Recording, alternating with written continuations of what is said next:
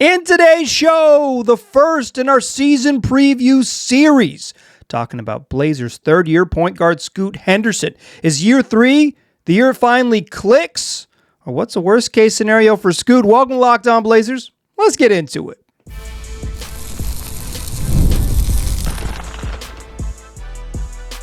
You are Locked On Trailblazers, your daily Portland Trailblazers podcast, part of the Locked On Podcast Network. Your team every day. What's up, world? It's your past first point guard and Trailblazers reporter Mike Richmond. You're listening to another episode of Locked On Blazers, part of the Locked On Podcast Network, available wherever you get podcasts and also on YouTube. Thanks for making this show your first listen, coming at you 3 days a week for the rest of this week. And then we'll be back 5 days a week, wherever you get podcasts, starting September 8th and continuing on for 10 or 11 months. Locked On Blazers, your team every day. Tell your friends about it. In today's show, we're starting the beginning of our season previews. We will run down every single player on the roster and give a brief but thorough look at what they will bring to the team this season. We'll talk about how they performed last year, what if how they landed on the roster, should that be applicable, and then we'll discuss best and worst case scenarios and expectations for the upcoming season along with a reasonable role. Today, we're shining a light on a valuable young guard, Sterling Scoot Henderson.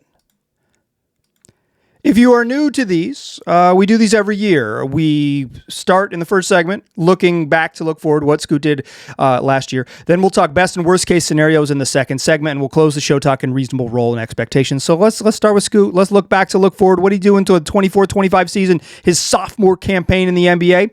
He averaged 12.7 points, 3.0 rebounds, 5.1 assists, shot 41.9% from the floor, including 35.4% from three and 76.7% from the free throw line. He appeared in 66 games, came off the bench in 56 of them, started just 10 times in his sophomore season, played 26.7 minutes a night.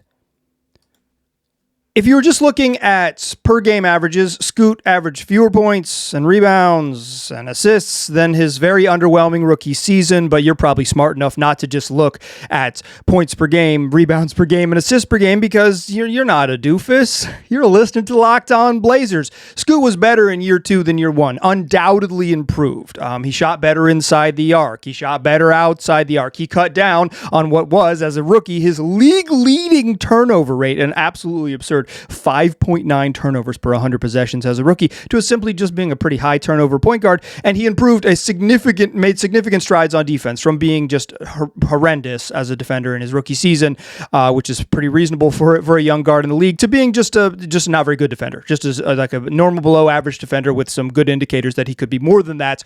But the idea that Scoot was like a good defensive player in his second season is maybe a little bit overstated. I think what he was a much improved one.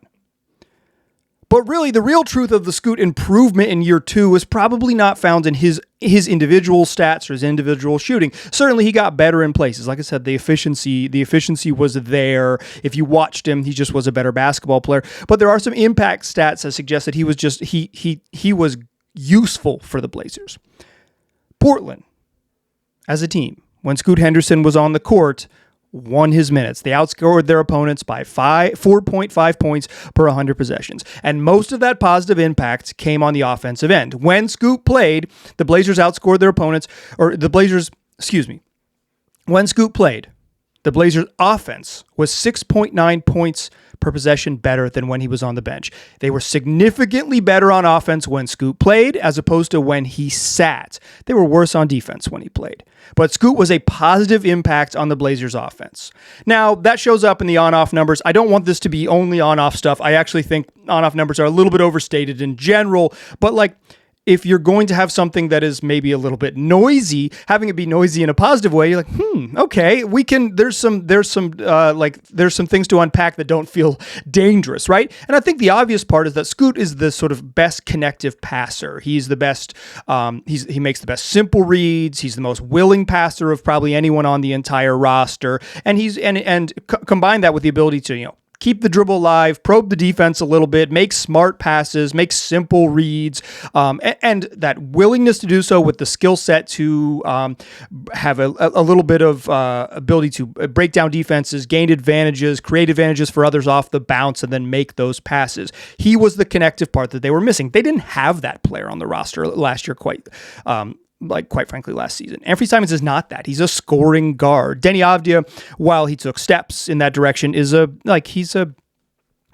downhill driver, right? Like I think he has a lot of connective skills, but his best stuff is like getting to the rim and getting downhill. And if anything, Denny kind of, will have to cut down a little bit on turnover, something that Scoot also turns the ball over a lot as well and isn't as good in other parts as of his game as Denny Avdia to be like, well, you live with it, right?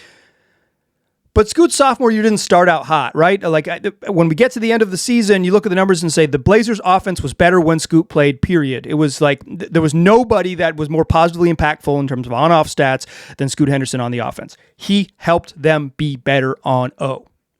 But it started slow. Over the first 15 games, he shot under 30% from 3, under 40%, under 46% from 2. And then he had this weird car accident, back injury, quad injury. The Blazers were in Houston for a couple games.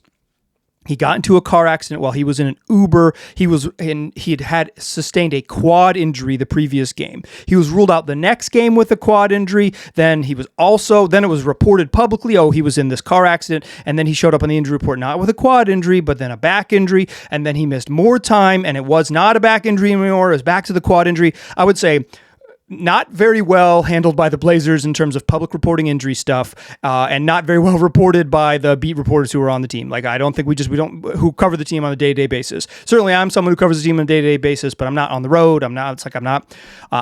My role is a little bit different, but I did a poor job there as well, along with some of my reporting colleagues. We just had a weird stretch where Scoot missed 7 of 8 games after a car accident that the team didn't disclose until a couple days after it happened, with a back injury and quad injury. That was in late November and into December, and then Scoot finally kind of got going in mid-January. He's still kind of getting his role kind of messed with, right? He just never is a starter with any sort of consistent way, but in mid-January, he kind of gets going. He has this big game against Brooklyn, 39 points, hits a bunch of three-pointers. The Blazers lose, but it's this massive scoring game where it's like, hey, at the time they hadn't started winning a bunch of games yet. They're still a pretty bad basketball team. And it was like, well, shoot, if Scoot can score 40 in a game, 39 in a game, it's like, maybe this is the path for this season. See how good, can Scoot, he's not going to make 8 threes like he did in that game, but like, can Scoot become this type of offensive weapon? Because the best version of Scoot is absolutely going to have to score. And the 15 games that followed that Brooklyn game leading into the All-Star break, that Brooklyn game is in like the middle of January, the 14th, and Blazers kind of season gets going and they start winning a bunch of games January 19th and on. But from that stretch, that mid-January game against Brooklyn to the All-Star break, 15 games that followed, Scoot averaged 15.3 points, 3.3 boards, 5.8 assists, shot 49% from the floor, including 45% from 3 on 5 attempts per game from deep, and 82.7% from the free throw line. So 15, 6, and 3 on 50, 40, 80 shooting. If Scoot did that for the year, nobody would be worried about him at all. The problem was that's a 15-game stretch. The season is 82 games long, and consistency is the difference between good players and great players, bench players and starters. How often can you hit the high notes? And Scoot had a stretch where he showed during the Blazers' best stretch of the season that he can be an effective player. The question is, can you elongate that? We will get to that later in the show. There was another monster game in late March. Scoot Henderson had 30 in an overtime loss to the Knicks. Mikal Bridges hit a three-pointer at the buzzer, a jumper from the top of the key to win the game. But Scoot had 18 of his 30 in the fourth quarter, including the final 8 points in regulation to even send the game to OT. Hit some big free throws down the stretch late, banked in a huge three-pointer late in that game. And then he sustained that was March 12th. A couple weeks later, he sustained a concussion on March 27th and missed the final 8 games, 2 weeks of the regular season with that concussion. So that's where Scoot leaves us at the end of year 2. Some genuinely promising stretches during the Blazers' most successful month. As it turns out, when your players play well, you can play well. Your team has some success. The type of games, that 39 against Brooklyn where he makes a bunch of threes, or that 30 against the Knicks where he's like controlling the offense and being a scorer and a guy who's like, dictating the action down the stretch against a pretty good team in the Knicks, although they weren't fully whole in that game. But against most of the Knicks, right? There was some moments where it's like genuinely, hey, this there's some stuff here. But then, you zoom out, do you take the whole sample, the whole 66 games, and it's like, okay, 13, 5, and 3 on 42% shooting, under 50% effective field goal percentage. He's on still below average efficiency. He didn't have like these long stretches where he looked dominant. What is Scoot? Is he promising? Is he just someone who's going to have, moments? Because anyone can have moments if you give him 32 minutes in an NBA game. What is he? Well, I think in year 2, we saw the graph at least pointing up. Admittedly, the beginning of his career, his rookie season, was rough enough that the graph was probably going to go up regardless. But I think there were some genuinely promising stretches, like I said. So what I want to do in the second segment is talk best and worst case scenarios. We do these within reason and without injury, and we will do that. What's the best case and worst case scenario for Scoot Henderson? We'll do that after the break.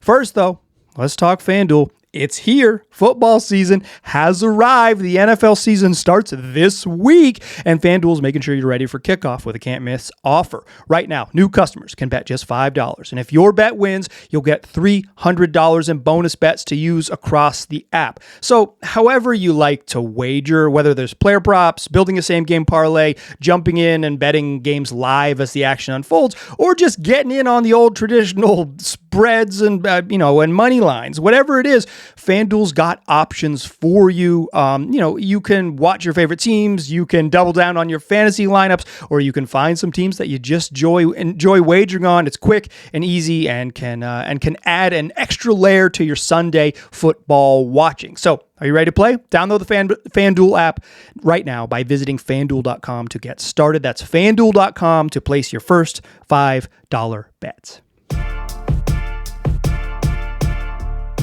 All right. So what we do in these player previews is talk best and worst case scenarios. These are best case scenarios within reason and worst case scenarios without injury. By within reason, we're not going to talk MVPs for folks that couldn't reasonably compete for MVPs. We're going to give a reasonable best case scenario. And without injury, we're talking about what happens on the court. And we're not talking about bodies breaking down and all of those things. The goal here is to create polls, a high end of the poll and a low end of the poll, and for everyone to fall kind of in the middle. If you're a longtime listener, you'll know that at the end of the season, when we do season reviews, we revisit these best and worst case scenarios to kind of hold myself accountable for predictions made in September, months before the season starts. We're still some almost 50 days away, 40, maybe 48 days away by the time you listen to this from the opening game, right? Like, we're a ways out.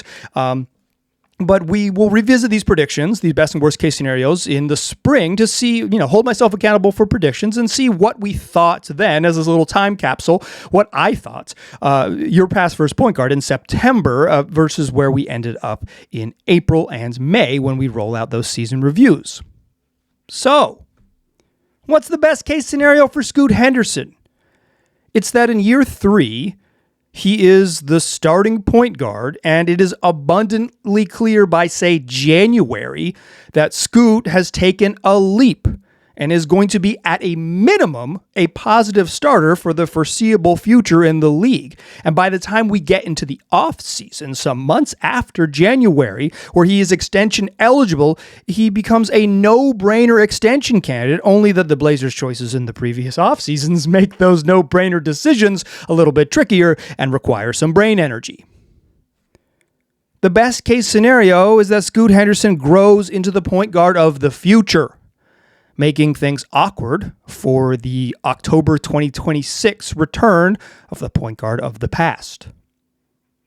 When Damian Lillard returns from his Achilles injury, the best case scenario is that the Blazers have a young point guard that has has risen to the place that this franchise always hoped and thought Scoot would. Do not get it twisted, though. The Blazers did not envision Scoot Henderson evolving into like a decent backup point guard. They thought he was going to be a star, right? And so the best case scenario is that he is that star. Maybe not immediately this season. I think that might be unfair, but I think the best case scenario is that Scoot Henderson is clearly on that path in a way that he has not been to date in his career. Certainly, as I mentioned, he has been better. He has improved the way young players improve, but he really struggled as a rookie in a way that probably was unexpected for anyone who was admitting what their expectations should have and actually were when he was the number 3 overall pick. He struggled like a guy who was much further away than I think was the perception would have been. And the best case scenario is that feels like the distant past because he was better in year 2 and he's much better in year 3 and he takes the strides forward in the places that he needs to. That's making layups. I think he's actually been fine as a shooter, particularly in the second season. He wasn't very good in year 1, but the second season, the volume was fine and he shot slightly below league average. If he continues on that track and he's an average to above average 3-point shooter on that type of volume, 5 attempts per game, 9 per 100 possessions, 7, 8, 7 per 36. Like if you project him to be like a big minute starter, like that's a good volume, right? But it's the layup making, the turnovers, and continuing to improve on defense. A player of his size is probably never going to be an elite defender, and I do think Scoot took major strides to being a competitive defender in year 2. He just wasn't a good one yet, in a way that young players often aren't good. The best case scenario is that the finishing gets there, the shooting improves a little bit on the same amount of volume, the decision making is better, he cuts down on some turnovers and continues to be, he's a gifted passer, and that gets even better as he sort of starts to recognize and be able to read defenses at a higher level, and he improves to something like an average level defender or even slightly above average level defender, even with the caveats that he is indeed a 6'2" point guard. All of those things kind of would point you in the direction of the best case scenario, that Scoot Henderson grows into the makings of the point guard of the future and puts that confusion into the Blazers' sort of reality, right? Because the best case scenario is indeed that Scoot Henderson is good enough that makes the return of Damian Lillard and the still employment of Drew Holiday makes all of that confusing, weird, and quite frankly stupid, right? You say like, what's the deal with this, like with the sort of investment they've made in mid-30s quality guards? Because Scoot is so dang good, and along with like Shane Sharp, that's the best case scenario, is that it gets messy, right? It gets tricky. Although if everyone's good, if Scoot's good and Dame's good, it can be solvable one way or another. But the best case scenario is that Scoot is good enough and deserves a paycheck, and that puts the Blazers' sort of overall decision-making and arc into it makes some of the decisions they've made look a little bit weirder, and makes the decisions they need to make in the future a little bit trickier. So what's the worst case scenario for Scoot Henderson? It's that the finishing never comes around. 46% at the rim in year 1, 56% in the year 2, and that the worst case scenario is that he stays this well below average finisher at the rim, and that even as an average-ish shooter, a 6'2" point guard that can't make layups, it doesn't matter if you get to the rim if you can't finish there. The worst case scenario is that he's simply not an obvious building block. The worst case scenario is he still looks like a player with unfulfilled or untapped potential. He looks like a player has some stuff, but hasn't put all of that stuff together. The worst case scenario is that the conversations with Scoot Henderson remain in the if category. And what I mean by that is, well, if he made layups, he'd do this. If he cut down on turnovers, he did this. If he played like he did for that one stretch in March, he would be this. If Scoot, after 3 seasons as the number 3 overall pick, still remains mostly hypothetical, and he is mostly potential and not production, that's the worst case scenario. It doesn't mean you got to toss Scoot out of the league, right? Like that's not it. I don't think there's a worst case scenario where Scoot is like an unplayable guard, right? An unplayable NBA player. In fact, I think he was functional enough in year 2 to think that he has a sort of long career it is what level that career is at that is now in question, not whether he has one, right? After year one, I was like, wow, where's this guy going to fit? After year two, I think he has enough tools and had enough positive impact on the team when he played to say, like, yeah, like this dude's going to play in the league a long time. But the worst case scenario is that it remains if he does this, he could be a starter. If he does this, he could be a guy who kind of takes the mantle. If he does this, he's a franchise player. If he still is a player that we're talking about the things the boxes he has to check, and not saying, well, he does these things firmly well, and that would be the difference. If those are the two categories I think you can put him in, because he's still going to be, after 3 years, a player who needs to get better, right? Like, no one is a finished product, and if you are a finished product after 3 years, you're probably bad, right? Like that's the nature of it. You kind of, particularly someone who comes into the league as a teenager, right? Everyone is going to continue to grow, but the question for Scoot, in the worst case scenario for Scoot, is that he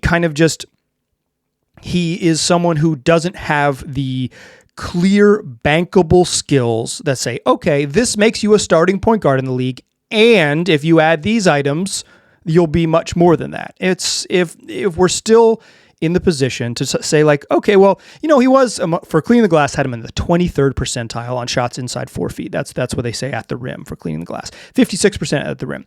If he's still in the bottom quarter of his position group for among point guards, the 23rd percentile at layups, he's in the if category. If he's still a high turnover guy and a someone who can't make layups, he's in the if category. If he does these things, and now I'm using that.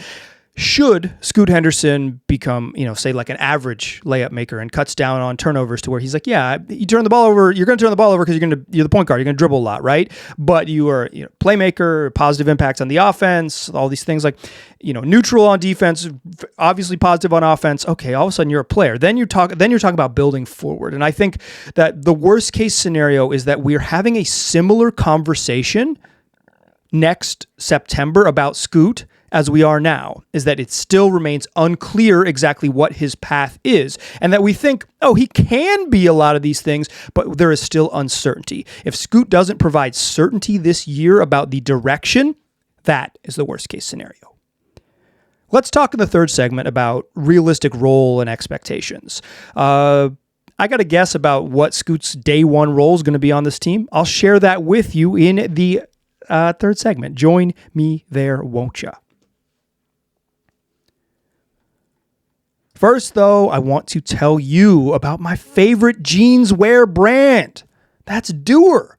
I've been just living in the relaxed taper denim. It's just a game changer. They've completely changed the jeans and denim world for me. And the timing couldn't be better for this game changer, because Doer is opening a brand new store right here in Portland on Northwest 23rd. It's coming to our fine city in mid-September, and let me tell you why it's worth making the trip to 820 Northwest 23rd Avenue to visit the store in person.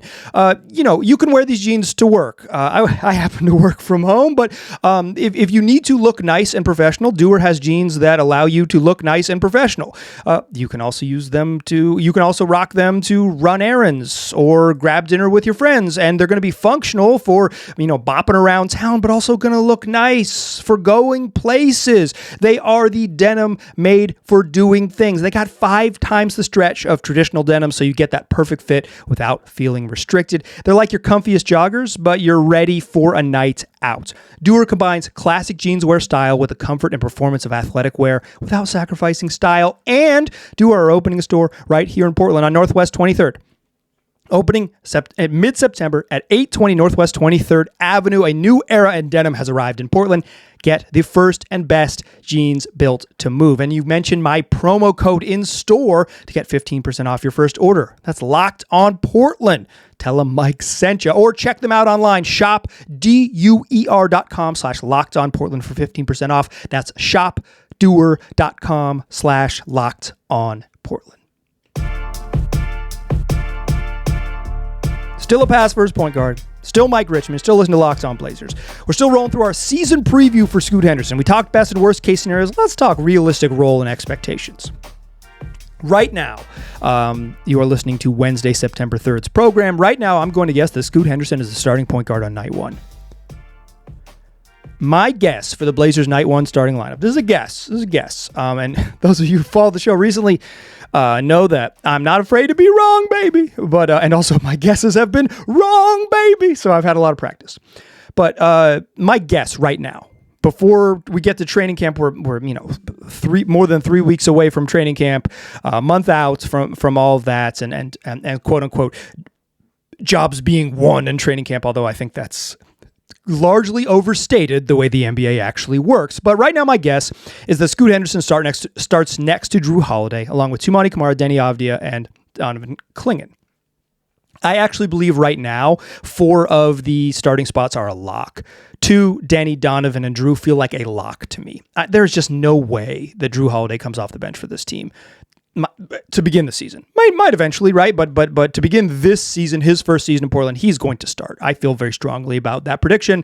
I bet I'm right.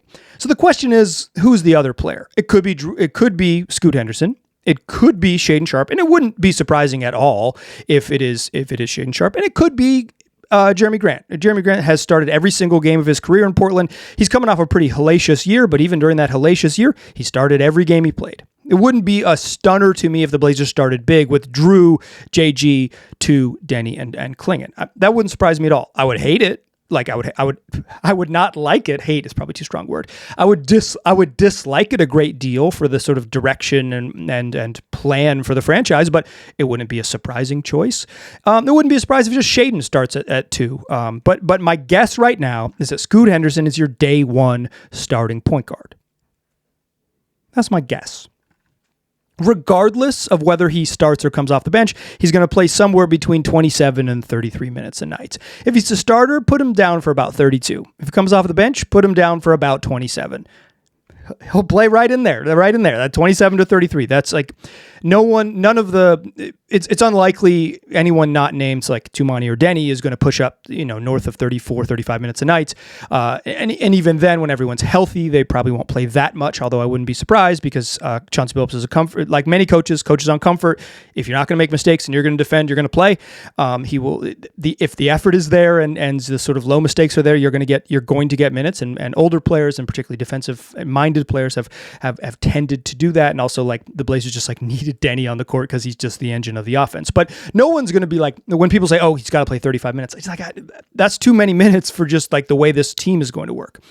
32 to 34 for starters. Like that's a good guess. And so Scoot's going to play somewhere in that 27 to 33 range. It's not really to me like, so, if he comes off the bench and he plays 28 minutes, is that going to like completely stunt his future? No, I don't think so. I really don't. In fact, I don't think the minutes difference between 28 and 32, the difference in bench guy and starter is particularly meaningful. That's more title stuff. And I'm not super worried about the title. Oh, he's the starting point guard, but it's about commitment. It's about an organizational commitment to a plan. I think the Blazers have done a poor job over the last 2 seasons, some completely within their control that they've done a terrible job of, and some totally out of their control, injuries that you can't do a good or bad job. But if it is, I think they've done a really poor job of kind of finding out what they have in these Shaedon Sharpe, Scoot Henderson pairing together. And they might walk that path again this year based on how the roster works. But so to me, whether they come off the bench, come off the bench, whatever it might be, it's just about organizational commitment to that group, right? I think some folks think like, you got to earn the minutes. You should earn the minutes. And I find that to be utter nonsense. High school, low-level college basketball, yeah, earn them. At some point, Scoot Henderson and Shaedon Sharpe, to the same extent, earned the minutes by getting drafted so damn high. The Blazers have never truly committed to sort of Scoot Henderson as the future outside the first 10 games of his career, and he was awful. And also maybe he was unable to see. So they got him contacts, and he struggled his whole rookie year. Had some nice games at the very end of the season, but struggled basically his whole rookie year. And then in year 2, he played fewer minutes and started just 10 games. They never really committed to him. And that was roster decisions and coaching decision. It falls on the front office for not creating an obvious path for him, and it falls on the coach for never really leaning into saying, here's the goal. Scoot was probably not as good as Anfernee Simons for most of the season last year, particularly the first half of the season. So it made sense, right? But at some point, I would like to see them say, hey, this is our organizational alignment. These are the guys we drafted. These are our building blocks. These are our future. We're going to sort of really lean into them regardless. And they're not going to do that based on the decisions they have made. So for me, my realistic role for Scoot is that he starts and he's in a 3-guard trio with Drew and Shaedon Sharpe, and that we probably see less, like when everybody's healthy, Shea and Scoot than I would like. But I bet Drew Holiday will be helpful and will provide better sort of context, basketball playing context for both young guards. And I won't, as long as those 3 guys are splitting the 96 guard minutes, I won't really worry. That's fine with me. That's all good. If it gets a little dicier in terms of how the rotation works out, then I might start to worry a little bit. But in terms of expectations for Scoot, I bet he gets a real opportunity this year, because I think what's true, and some of this is reading the tea leaves based on the way Chauncey Billups has talked publicly about Scoot Henderson this summer, is like they want Scoot to flourish, and they also want Scoot to feel like he's not getting squeezed out, because the truth is he might be getting squeezed out, right? We'll see how it works with Drew Holiday and eventually return of Damian Lillard, right? We'll see how it plays out. But they don't have to deal with that face-to-face in the mirror until next fall. So what they really want from Scoot is to feel like he's got the organizational support, and he's got the runway, and he's got all of these things. And to do that, I think part of doing that is committing to Scoot as the starting guard. Now, you might scream a little bit about, why not Shaedon? And I would like both of them to play those minutes, right? But I think Drew's going to play. And Shaedon Sharpe has factually had more starting role had a bigger starting role than Scoot, more consistent starting role than Scoot, played bigger and more minutes. He's also been much more productive than Scoot Henderson as a player, and that is part of it, right? Is that Scoot hasn't been good enough. Why I say they haven't committed to him, Scoot hasn't been good enough to demand it. The graphs haven't crossed yet. And what I hope for this year for Scoot is that the graphs cross. He is productive enough to play a bunch and be the starting point guard and be treated like that, hey, this dude's going to play. He's going to start. He's the guy. Let's go. That the opportunity is created for him, right? They create the space for him, and the production meets that opportunity. It's not like, well, they're kind of force feeding him minutes and he's struggling. It's like, of course he's going to play. It's a no-brainer on all accounts. Everyone knows that he's going to play because he's good enough and productive enough to do it. He has seized those moments. So while I don't think you necessarily have to quote unquote earn it, it would be nice if when Scoot is given something that he didn't quote unquote earn, he rewards everyone's faith in him by hooping. I will see the level of hooping, but I think he is your starting point guard on night 1, and I think they will give him a chance to prove that he deserves to be the starting point guard on nights 2 through 82 and beyond. That is going to do it for today's show. Friday's show, we're going to talk a little bit of Tom Dundon. We'll talk Denny's performance at Eurobasket, and we'll get you into the weekend. And then we'll come back next week with 5 shows a week. Excuse me. Yeah, that's 5 shows a week. That's what we do. 5 days a week is what I meant to say. 5 days a week, Monday through Friday, beginning September 8th and on into the future until freaking August of 2026. The season is here. We got Media Day coming up at the end of September. We are getting closer. That's why we're doing our season preview, because it's time to preview the season, and it's time for you, dear listener, to tell your friends about the podcast. Tell them they can get it wherever they get podcasts and also on YouTube. I appreciate you listening. Come back for Friday's show. I'll talk to you soon.